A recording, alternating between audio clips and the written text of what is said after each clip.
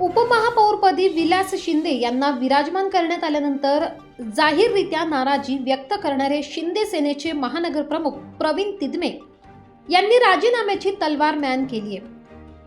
सोमवारी पत्रकार परिषद घेऊन त्यांनी तसे जाहीर केले। दरम्यान जनभावनेचा आदर करून राजीनामा द्यायचा न होता तर 2 दिवस सोशल मीडियाच्या माध्यमातून निष्ठेचा धूर काढून गवगवा का करण्यात आला असा प्रश्न राजकीय तज्ञांना पडला आहे। गेल्या आठवड्यात महापौर आणि उपमहापौर पदाची निवडणूक पार पडली।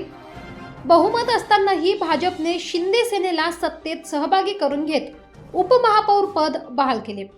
शिंदे सेनेने काही महिन्यांपूर्वी पक्षात दाखल झालेले विलास शिंदे यांना या पदावर संधी दिली आहे आणि तिदमे कमालीचे दुखावले गेले।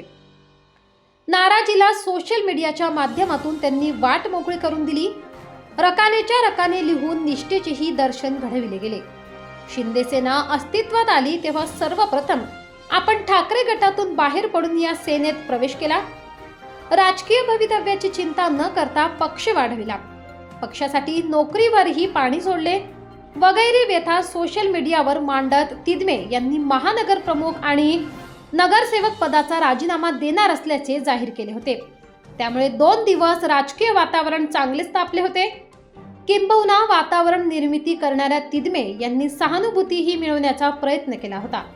प्रत्यक्षात मात्र याच तिदमे यांनी राजीनामा देण्याचा दिवस उजाडला तेव्हा मात्र तलवार म्यान केली। पत्रकार परिषद घेत जनभावनांचा आदर करीत आपण राजीनामा देणार नसल्याचे त्यांनी जाहीर केले। 2 दिवस वातावरण निर्मिती केली गेली तेव्हा याच जनभावना कुठे होत्या असा प्रश्न उपस्थित केला जात आहे।